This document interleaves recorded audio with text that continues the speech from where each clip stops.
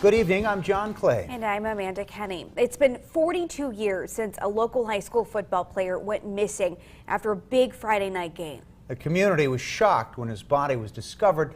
His death was ruled a homicide. The killer or killers have never been caught. In a special cold case report, Charlotte Ames takes a look at the mystery behind the death of Nicholas Grassmeyer.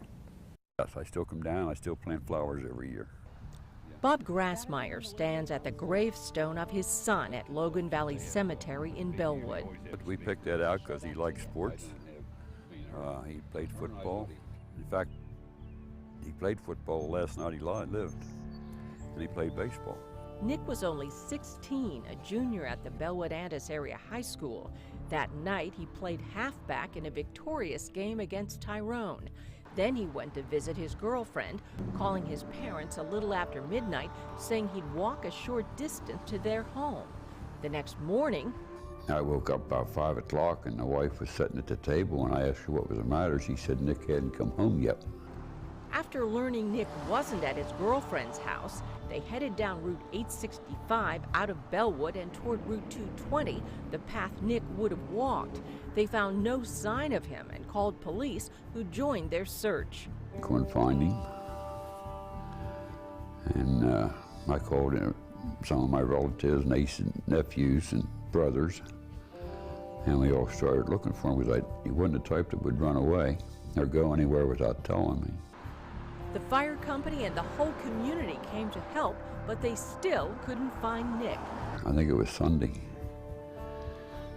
There were some joggers jogging up Jamesville Pike up near the reservoir above Tyrone, and they saw him laying down over the bank, and they called police.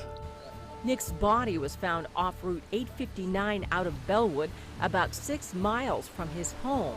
His cousin identified him, but that wasn't good enough for Bob, who insisted on going to the scene.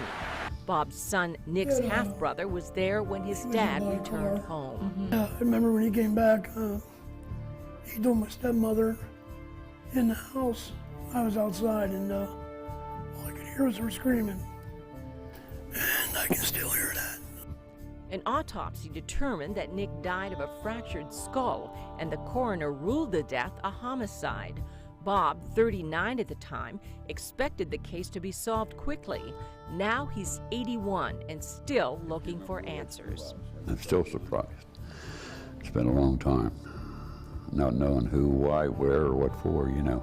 His wife, Nick's mother, Mary Ann, died of cancer at the age of 54 in 1994. I had her house in a hospital bed, and she laid there all day long and looked up at the wall where his picture was.